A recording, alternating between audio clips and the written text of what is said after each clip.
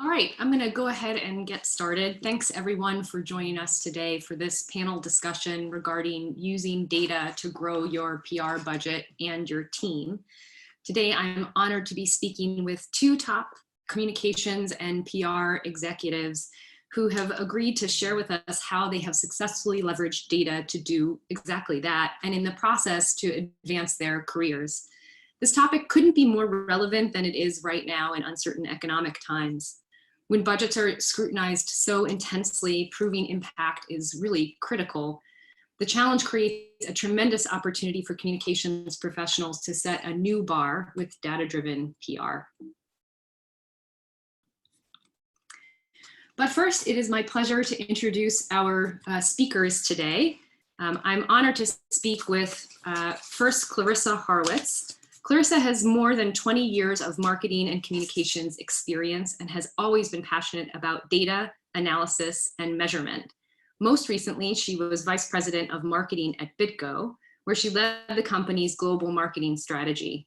Prior to BitGo, Clarissa was part of the team that took the mobile security leader MobileIron through its 2014 IPO and subsequently grew the company to annual revenue of more than $175 million.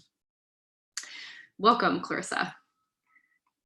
Sarah Eberly, unfortunately, at the last minute, was not able to join us. We'll hope to get her. I am here. I am here. Sarah, excellent.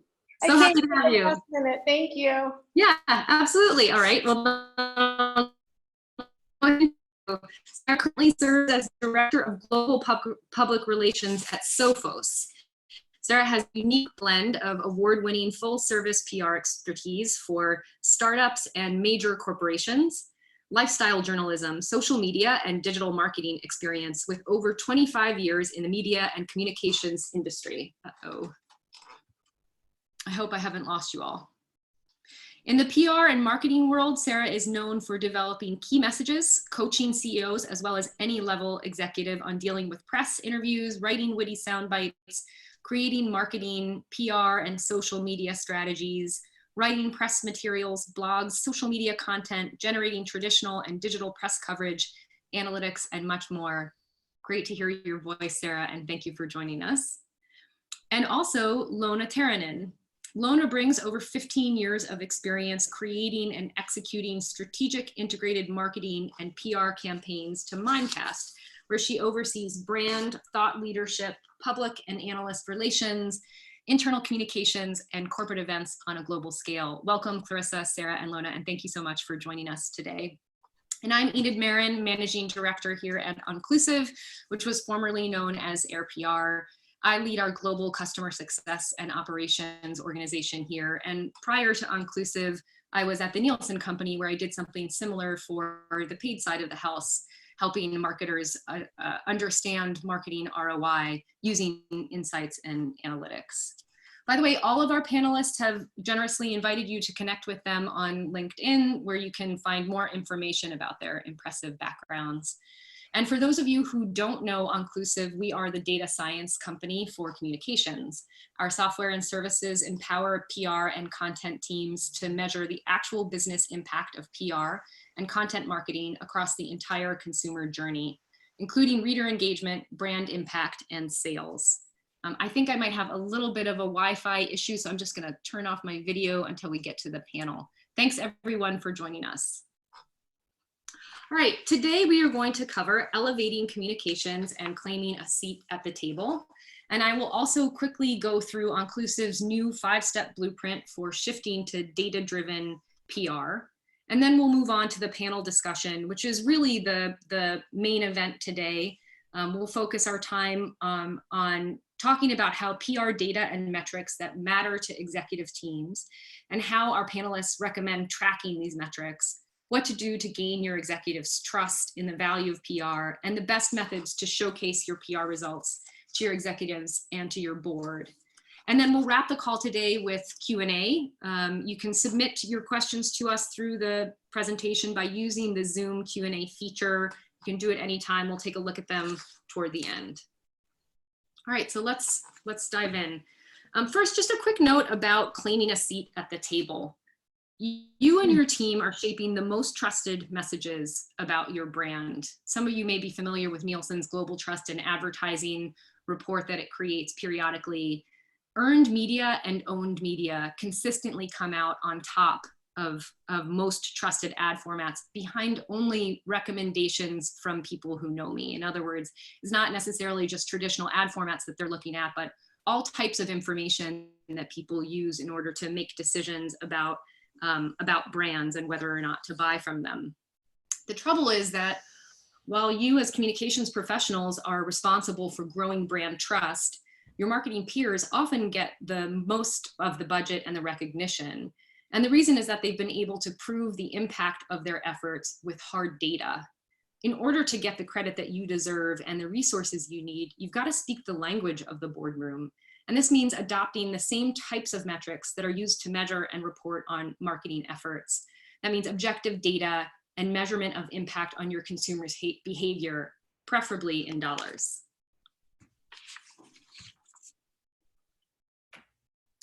So there are 5 steps to shift into data-driven PR.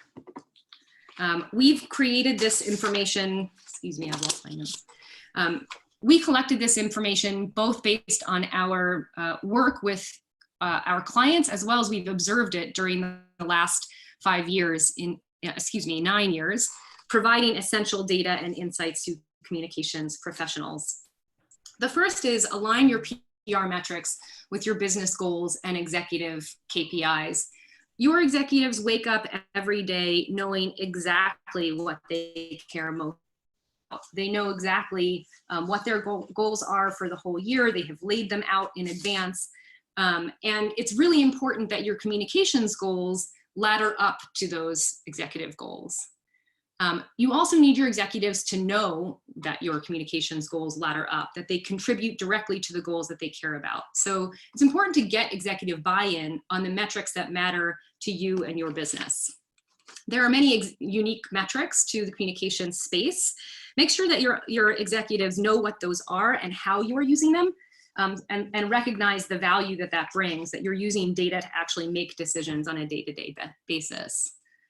Next, and this is obvious, but track your PR efforts using these aligned metrics, and make sure that you're setting goals that are a challenge, but also achievable. If you're constantly blowing away your goals, your executives are probably going to think that you're either sandbagging or that you've cherry-picked the metrics that you're sharing.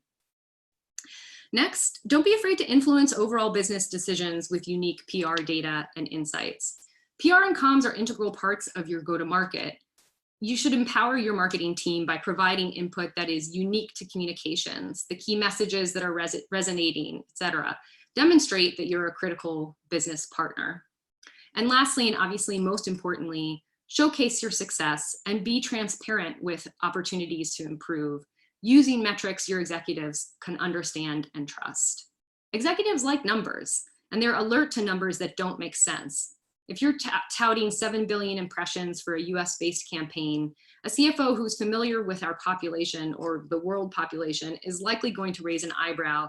And as soon as there is doubt in one number, the rest of what you report is drawn into question. This is why AMEC refers to AVEs, or Advertising Value Equivalence, as not the value of communications, and we couldn't agree more. By the way, we at Onclusive have also just written a white paper that goes more deeply into this process and includes even more customer success stories. So stay tuned for those additional resources, which we will release very soon. But now let's get into the panel discussion, and I'm gonna hope that my Wi-Fi holds up. This is the joys of working from home during the pandemic. And I'll ask Clarissa and Sarah and Lona to do so as well. And Clarissa, I'm gonna start with you. What are data that you use in your communications strategy? And how did you settle on those metrics? Which metrics do you report to executives and why?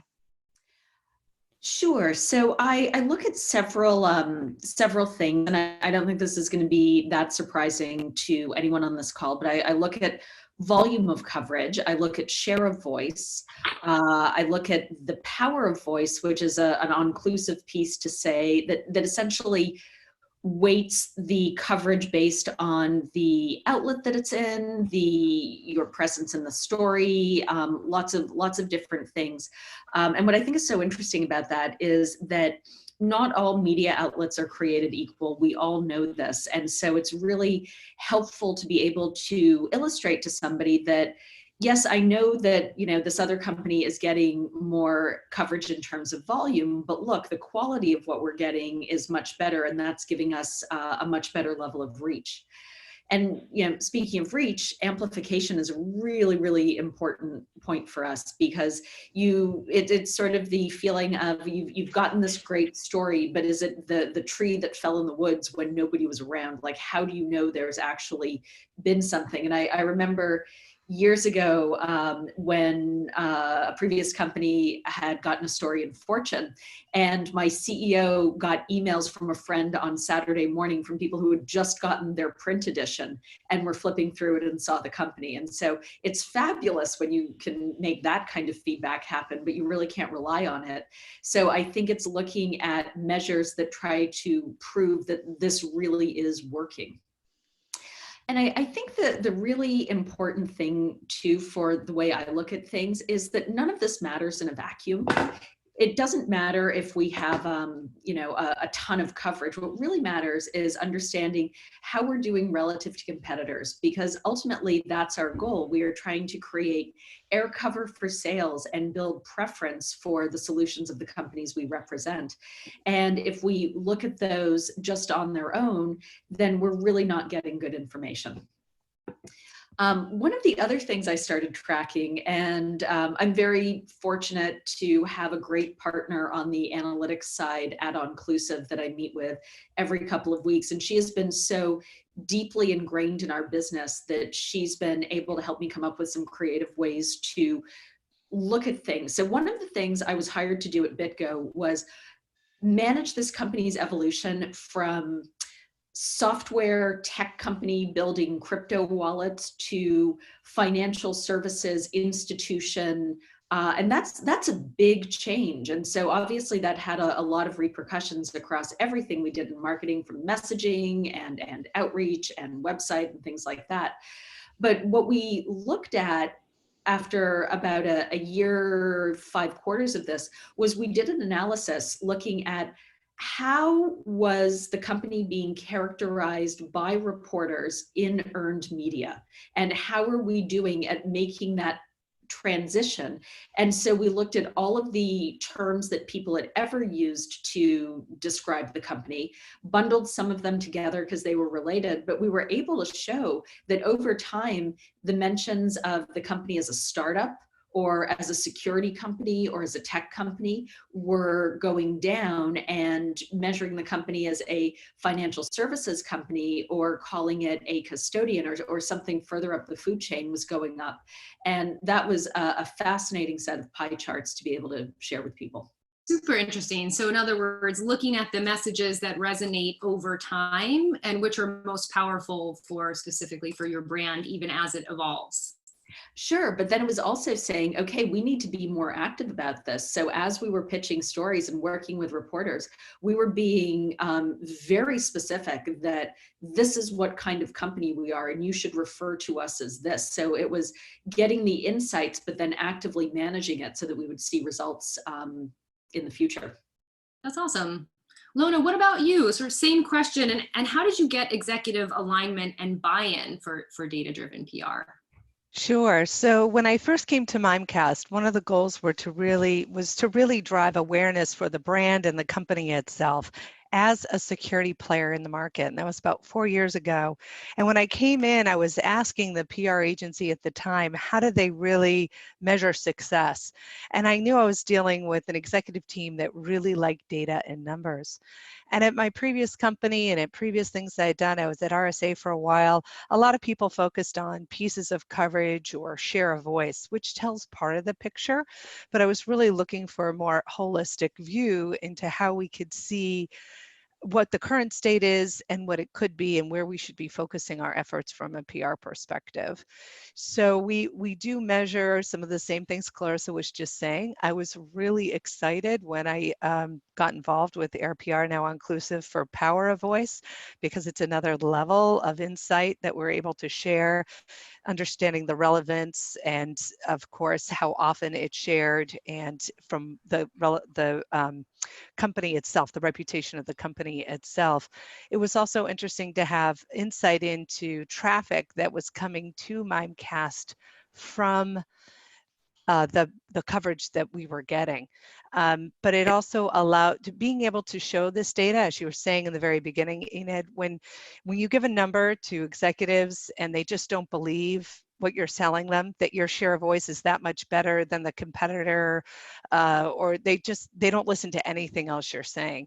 And the nice thing about this is we're able to put this dashboard together with clear insights of where we're up and down, not just against our competitors, but against key programs and campaigns that we're running and interested in. So it wasn't very hard once we had our marketing crew on board to kind of share with them the data we were able to get and get executive buy-in. Nice. By the way, for anyone on the call who's not familiar with Power of Voice, that is a metric that Inclusive developed and owns. You can think of it as share of voice through a qualitative lens. So it's looking at not just the quantity of your coverage, but the quality of your coverage and how it contributes to your overall brand performance. Sarah, I'd love to invite you to join the conversation. How are you tracking your key PR metrics today, sort of relative to the other things alongside marketing and everything else? And also, same question that I just asked Lona, how did you get executive alignment and buy-in for data-driven PR? Okay, well, hi everybody. This is Sarah Eberly. I work at Sophos. I handle global PR. So I have to take a global view of how we're tracking the metrics. And so what I have found at our company is that the PR metrics are different from other metrics that marketing uses. They all might use some sort of a waterfall type of tracking. They have their own way to do analytics. So what I like about using Inclusive is that I come to the table with a different view. And I think that adds a lot of value, and it helps me stand out, and it shows how different PR is from a marketing perspective and as a marketing function, because a lot of the times people think that PR is just another form of marketing, when in fact it really has nothing to do with what other people in marketing do. I mean, we like to be aligned. Absolutely, but I find myself more aligned with, say, our product managers on a launch than I do with marketing, because the way we treat PR, it's more, we treat ourselves as more of a 24/7 newsroom than we do as a paid piece from marketing. So if anyone on this call listening has journalism experience, you'll probably breathe some fresh air, because many times people are asked to do PR from a fluffy marketing position. And so what we've developed here is more hard news. So that's just sort of the backdrop. So the way I've been able to bring this data to executives is by showing them how our press coverage has evolved and changed and become more newsworthy, because we've taken that approach. And I can use the Inclusive data set to show how we're being really impactful and strategic with our product launches, for instance, or launching some threat research, and how we're making impact over time. And we do that by doing the share of voice, traffic to .com, like Lona was talking about. I can show how many readers from our T1, which is the target media segment, have gone to the website. Or I often use there's a way you can slice the data. It's target media, influential and target media, and then you can do a comprehensive look. And I actually find myself using the comprehensive look more often when we do our breaking news stories, and then I give the executives the big picture, and then I'll narrow it down into target and influential. So I really like the ability to have that kind of feature, because it gives me that much more intelligence into who actually is covering the story. And then I think the other piece is that we're able to look at trends. And I truly believe in my heart that social media plays a really big role in PR. And it's not like the traditional social media piece where you're, setting up your Hootsuite and doing your tweets and you're doing your LinkedIn and all of that. It's more capitalizing on what Lona was saying, where it's really important to be able to look and see how often and which publications are actually amplifying the story and its third-party credibility. And we're finding that on some of our really important news stories, that social media coverage of the news PR generates is actually thousands of times higher than our own social media efforts. And that, to me, I can bring that to sales and say, this is more credible because it's coming from a third party. It's not us, it's a different voice, it's a different point of view. And so those are the things that I love about Onclusive when I'm dealing with executives across the board in all functions. Nice. Clarissa, sort of going back to you for just a minute, you talked a little bit before about some of the metrics that you report up, and I know that you've been sharing Onclusive data directly with your board. I'm sort of curious, and this cuts across all three of you, but what's the conversation like with the board when it comes to comms metrics? First of all, it's amazing that you're getting those metrics all the way up to that level, and it's exciting that the board is interested. What's that conversation like, and how, if at all, does it differ from the I think level and one there?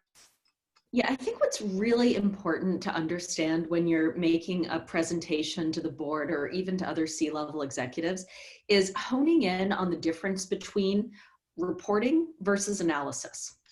And reporting is high level, right? You want to be able to show what are working, maybe share some key insights.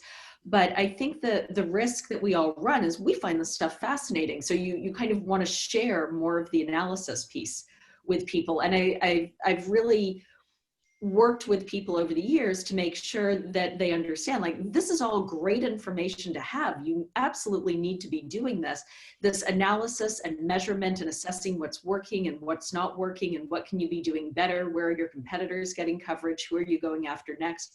All of those pieces are what are ultimately going to give you better reporting results. But you can't put all of that into a board deck. And I would argue you can't necessarily do it with most executives who are outside of the marketing and comms function. So this is back to what I think we as communications professionals sort of know instinctively, which is understand your audience. And so with the board, it started off with me joining and being told that they were really concerned about the company's coverage level relative to one specific other company. And this was an interesting challenge because the other company was a crypto exchange, had a huge retail component, and as a result was going to be in a ton of stories that we would never be in, right? Because our businesses only overlapped in one particular area. So what we needed to figure out a way to do was, how can we figure out what is a reasonable comparison of their coverage versus our coverage, but also make sure that we're not producing vanity metrics just to make ourselves look good. So we ended up putting on some filters to look at it and basically being able to exclude a fair amount of their coverage and then bringing in the right pieces. And what I was able to show over time in every board meeting, because what really matters is you should be showing the same metrics every time. You should train them to expect that this is how you're reporting on different programs. And we were able to show with these great sort of bar charts that this competitor's volume of coverage was shrinking as ours was growing. And then over time, we got to the point where we were able to add a level of sophistication around tone that we couldn't integrate into this one board slide. But that was also really important to say, well, yes, they're getting a lot of coverage, but a whole part of this is because they're getting all of these negative stories about the exchange going down when Bitcoin was really, really high. And so it's helping people understand some of the color behind the numbers that I think is really important. And so it was usually a very good conversation. We were showing some great improvements. Probably the best board meeting was when I had gotten our first Wall Street Journal story the day before.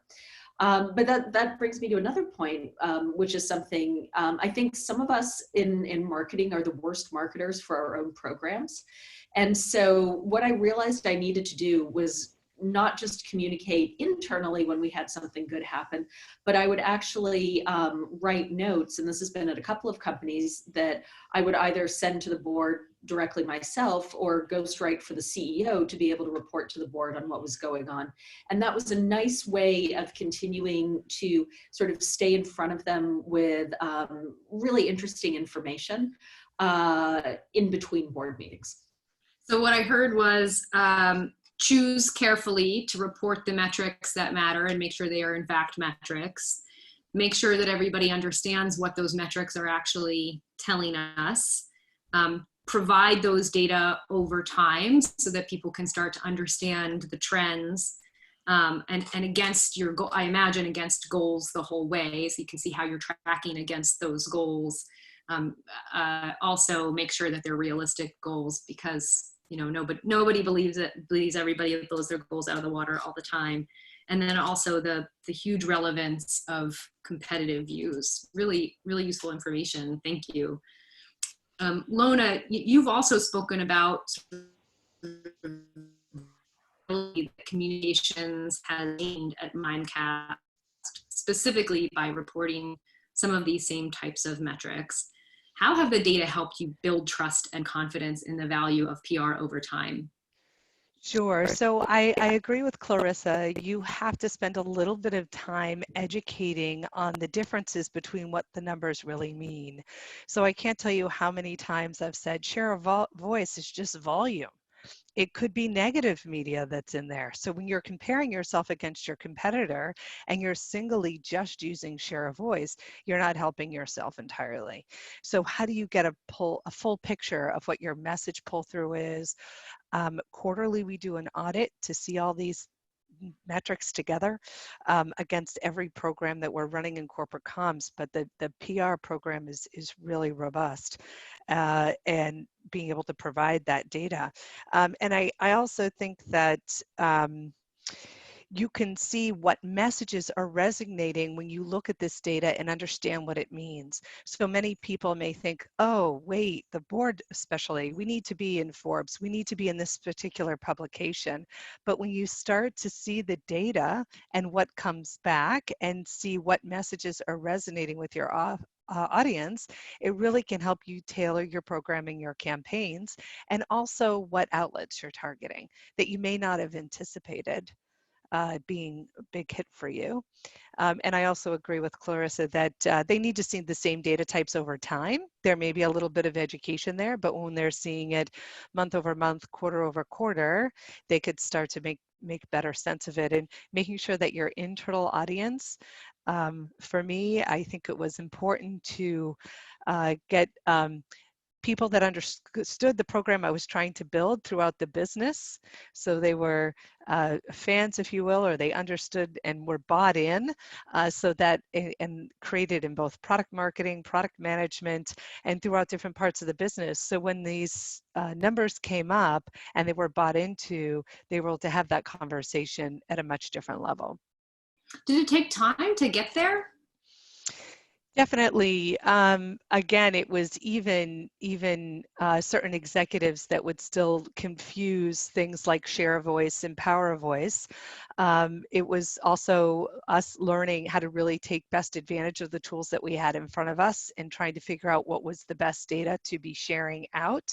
It turns out that our head of marketing ends up being so interested in the data that he had our director of PR who manages PR globally, Allison, do a packet for each region so they could see the performance of their PR program and make decisions around their campaigns. So it was tying PR campaigns and field much closer together.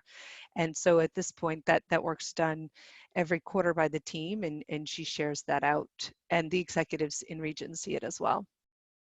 That's awesome. Sarah, what about you? Sort of similar question, and along those lines of sort of creating credibility for communications. You spoke from a slightly different angle of using the data to sort of prove why a different approach to PR would be most useful to Sophos, which I think is awesome. Have you been able to influence business strategy at your company with your data and insights? And if you could give us an example, that would be amazing. Sure. I actually have two examples.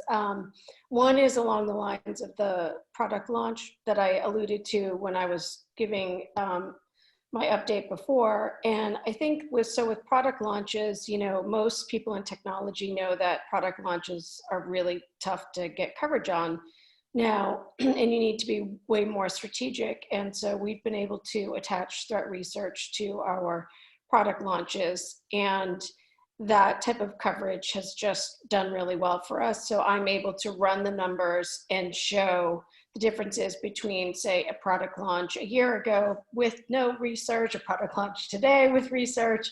And, you know, it really just makes your strategy and proof of your strategy black and white. I mean, let's face it, PR is such a high stakes job, no matter who you're talking to in your company, and you know, just the position is a high stakes job.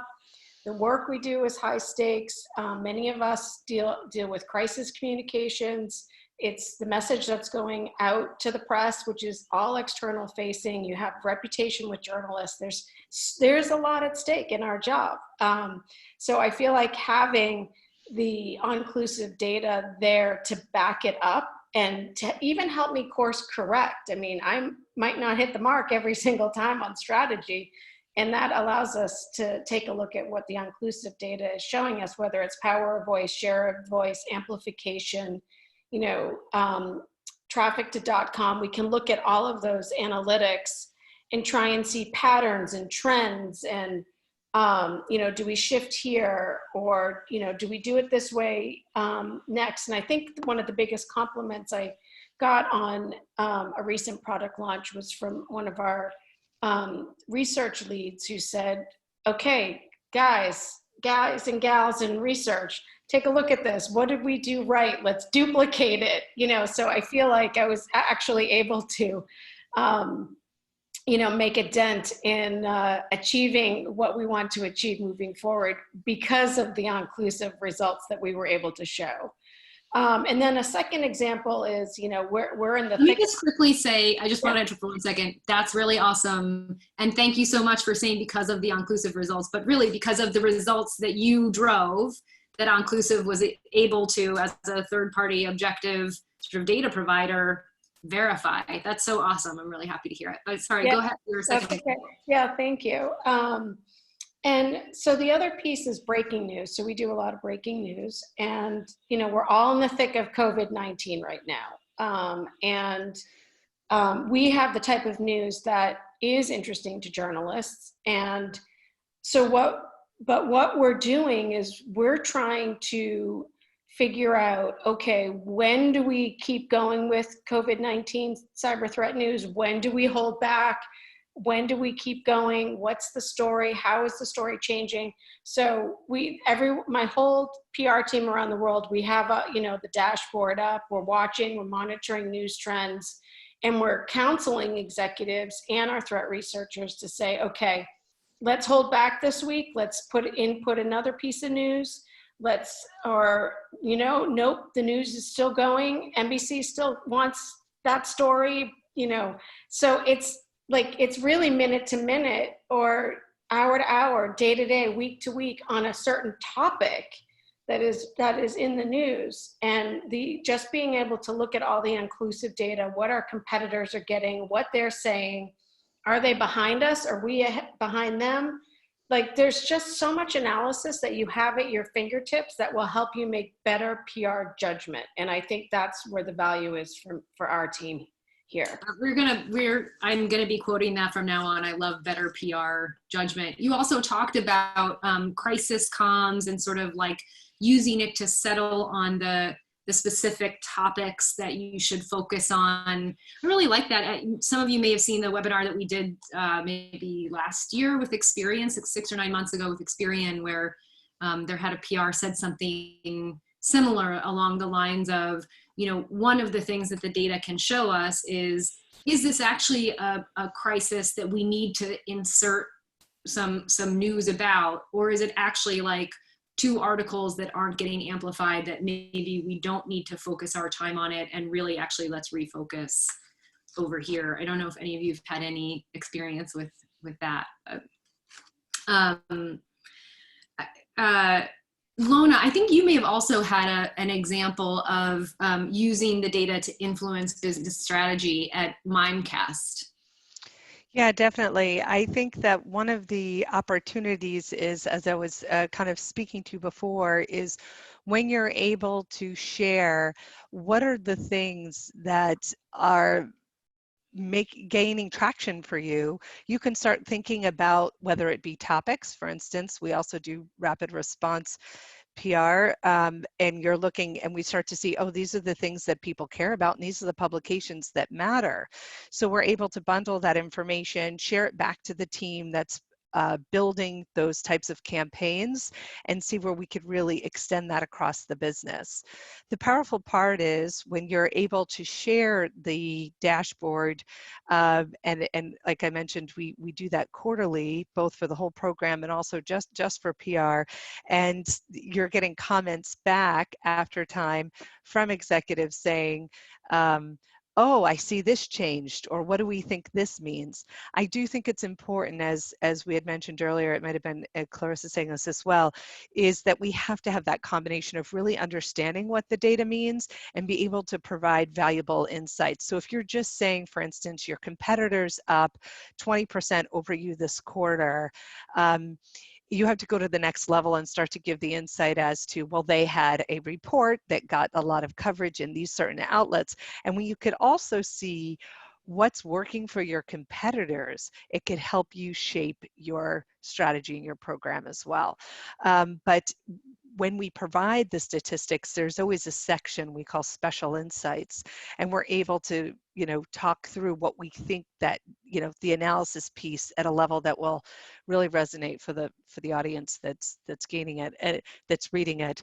And for sure, different executives get honed in at different times. Different product groups are interested based on what we're promoting or showing at the time, and then it just kind of snowballs from there. So it certainly has helped us stay funded and keep the right conversations going as people really start to understand the power of the data and where we can use it. Stay funded, and have you been able to use the data to grow your budget over time? Definitely. I would say that we came in with some basic goals of what we wanted to be able to share back. Because, like I had mentioned a little earlier, the visibility into these insights was so providing insight into PR, we were able to kind of scale that and go deeper into the analytics themselves. In terms of, people understanding what the data means, it takes a little bit more time to do that, but we have been able to even become part of what we call our objective key results at the executive level. They've put PR in as one of them. So we have been able to scale our budget some. I think we're in a fortunate position to keep strong agencies in our regions all leveraging the same platform to get this data, and they all have to be read up on and understand how to report the data back out. So we work closely with our agencies. Every agency is responsible for that. But for the first time in my career anyway, it was interesting to see the executive team come down and provide a goal for us, or what we call an objective key result. And some of that's based on the data we're able to show them. Now, we were able to mold that, but certainly keeping those conversations at that level means so much for the program, and we're definitely become more integrated into the overall marketing effort. That is truly terrific. I mean, as soon as you're actually one of the items among those KPIs that they're tracking all year, it might be a little bit of an uncomfortable spot because you're really truly in the hot seat. You know, they need you to perform, but that really underscores the value that they see in what you and your team do. I was actually going to pitch that question to Sarah and to Clarissa as well. Just an example perhaps of how you've either grown your budget and or your team, or just advance your career using PR data. So I have to say we've gone global as well, and we've gotten some of our agencies involved in using Inclusive. So I think we're right up there with what Lona is doing, and it really, I think the net there is that everyone's speaking the same language. And when you're running a global PR department, it's really important that everybody is aligned, and people aren't going rogue. And I'm sure people who are on this call and might manage global PR or know what I'm talking about, because you want everyone to be synergistic. You want people on the same page. You want everyone going towards that key objective goal that Lona has. It's like, which we all have in our own, way at every company. Everyone has a term for that. And my philosophy is that if the whole global PR team is not operating in sync like that, using the inclusive data, reporting to people regionally in the same manner, then you're missing something. So this is really the ultimate tool to be able to help you achieve that. So I would sort of put it essentially you got to start. Oh, sorry, go ahead, Clarissa. I must have a slight delay. I was going to say I have sort of a different way into kind of getting buy-in for this, and I'm sure this is going to sound very familiar to many people on this call. And it was at a previous company, and the head of sales walked by me one day and said, "Feels like our major competitor is getting more coverage than we are." Feels. And I said to myself, I said, I really don't think so, but boy, do I know where this is going to go if I don't take control of this. So I immediately went to my boss, said, "Hey, here's what the head of sales just said to me. And if we're going to make sure that we're having this conversation on the basis of data and not just perception, we need to go figure out an independent way to evaluate it. So I'm going to come back to you with some options." This was years before Air PR, and came back to him with a couple of approaches. We decided on one. And so what we did was we essentially treated it as almost a third-party audit of the program. And it was by somebody who was completely independent, didn't have a vested interest in the outcome. Because they had our business for reporting no matter what. And so that sort of comes back to the point I made earlier about beware of vanity metrics, and be ready to look at honest and credible numbers, because you will be able to have a better discussion. And you can go to people and say, "You know what? We looked at the data and you're right. They are getting more coverage. And let me tell you how they did it and what are the changes we're making to the program so that you see us getting more coverage over time." Or what do we need from the company, from the business, Yeah. so that we could build the program that you need to get that coverage alignment? Some companies are more conservative than others in terms of what they'll go out to the media with. And that gives you the opportunity to get information from them as well, I would say. Great point. Absolutely.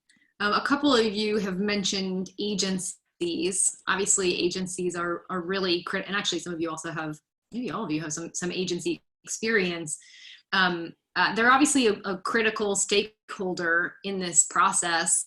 How do you include them?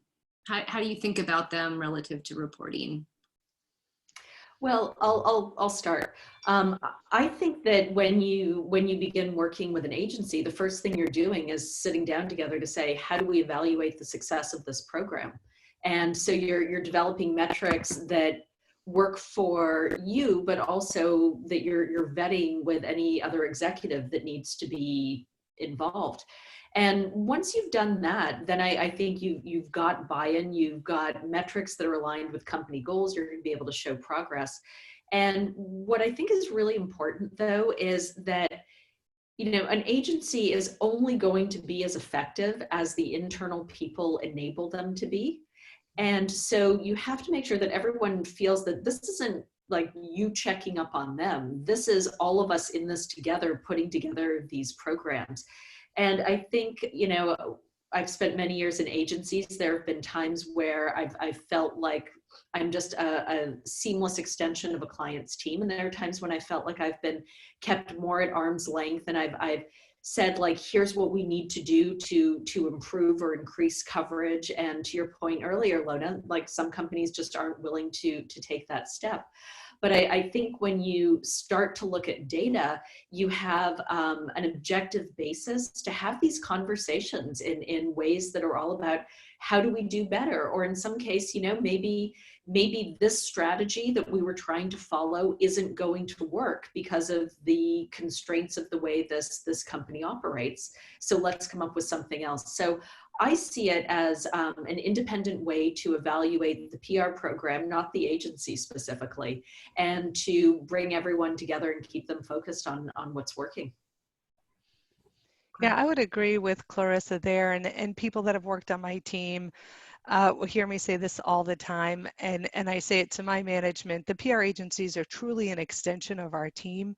If we're not working in lockstep and sharing as much as we can with them, they're not going to be able to be successful.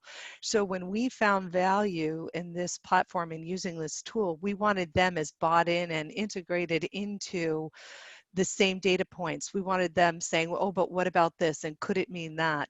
Because then you're really getting the best value out of your agency, and they're able to help you when you give them that visibility into what might work. They may see something, they're obviously going to be out there looking at different things than you are, and they can bring that back in. So I agree, it has to be a natural extension. They need to be in on those conversations that matter, that may even feel, company proprietary at some times. If you're letting them know that and giving them the goals that you have, I've always had a better experience versus the management style where they're saying, we really want an award for this, or we're expecting you all to, back to the agency where it's just a little bit, us versus them.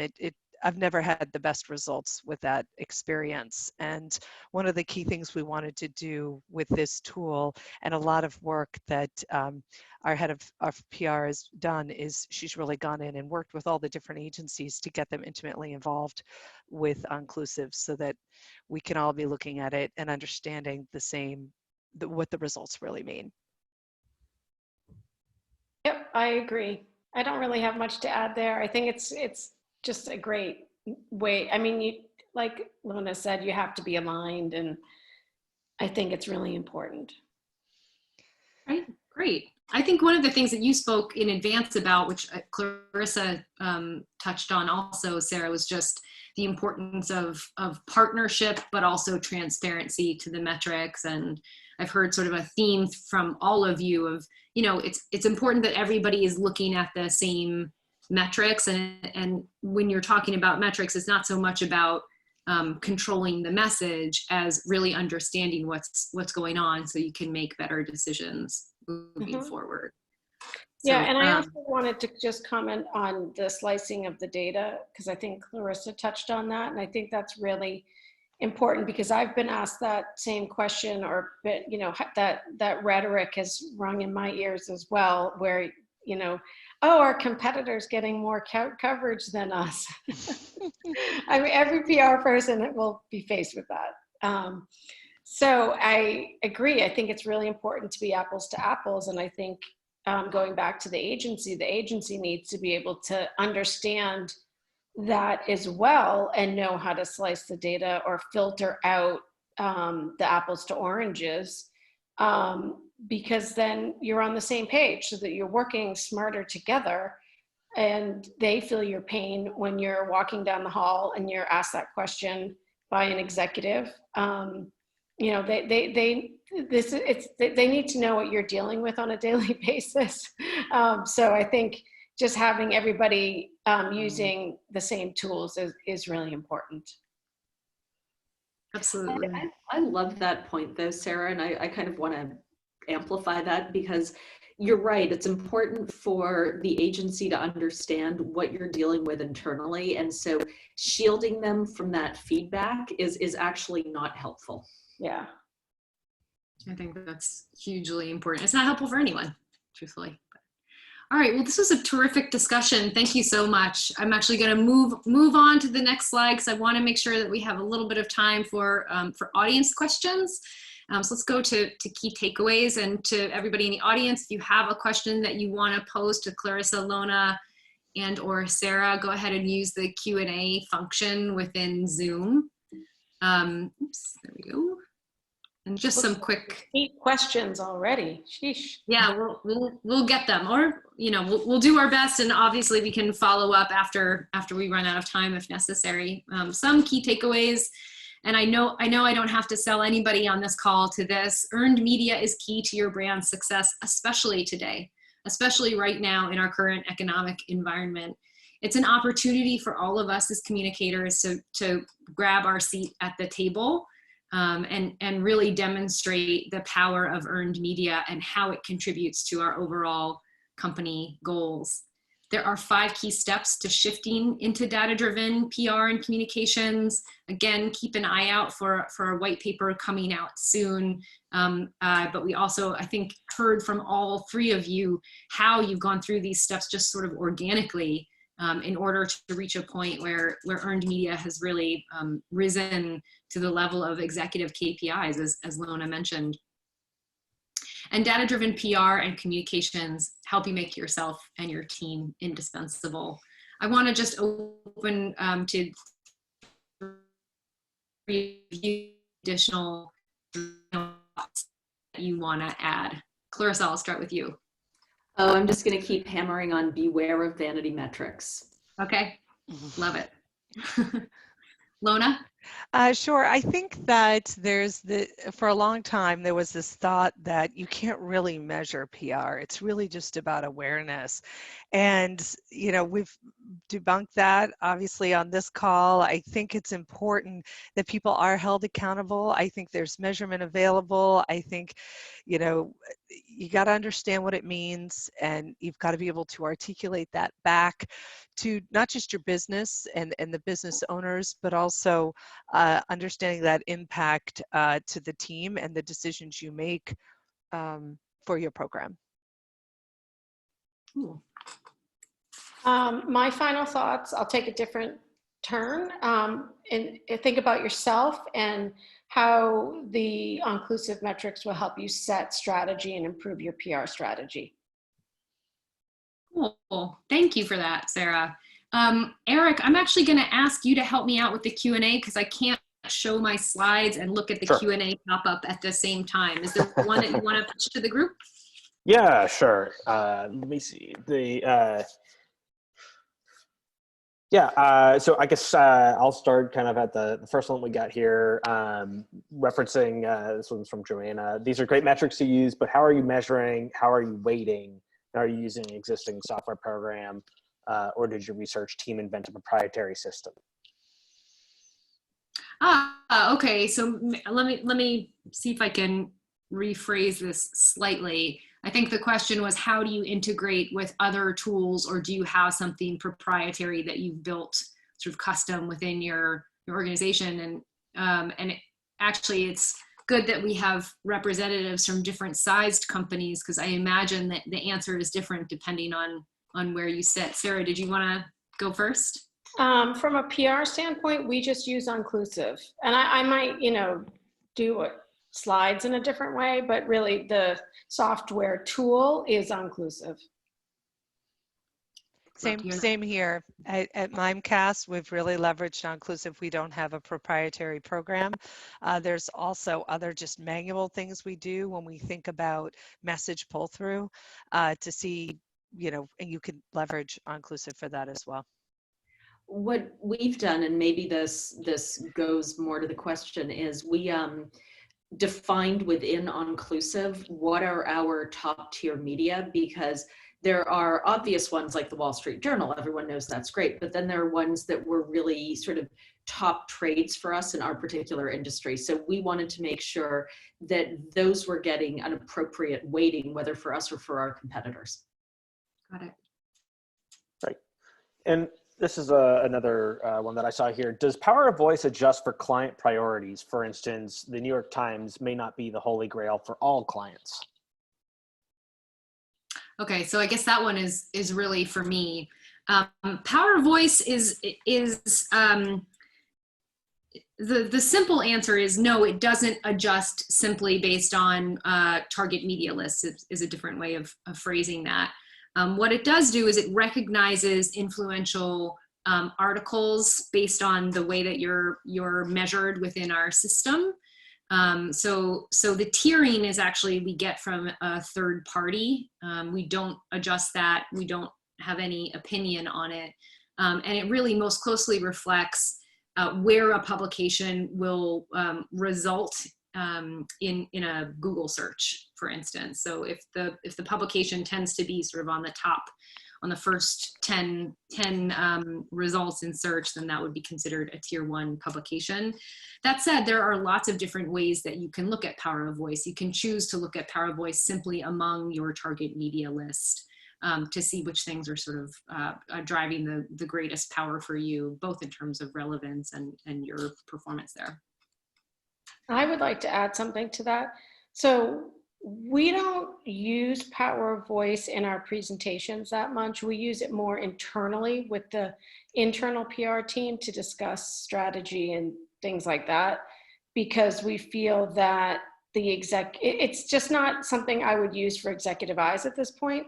It's because our media, our true, exactly what this question was, is our top media isn't always the Wall Street Journal and the New York Times. And so therefore, I tend to look at other things to see how well we're doing. And I look at power of voice as a litmus test for other things and to set other goals, but it's more of an internal / agency discussion versus something I would use for a discussion with executives.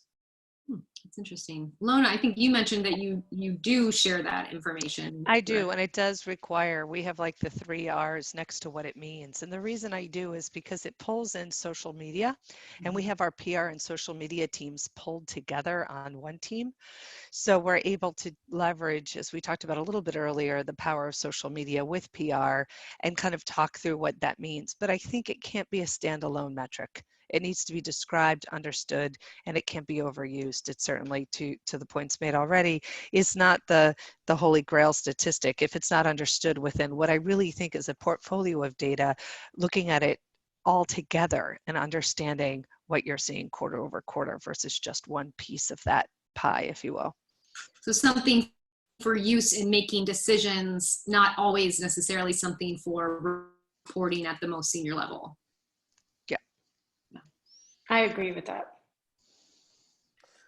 I'll ask one more here, and this one might be a long one, so hopefully not too long, but with the current climate of uncertainty, I'm assuming this is economic uncertainty around COVID, how is budget discussed and handled, and have you guys had to kind of, I guess, modify your approach in execution?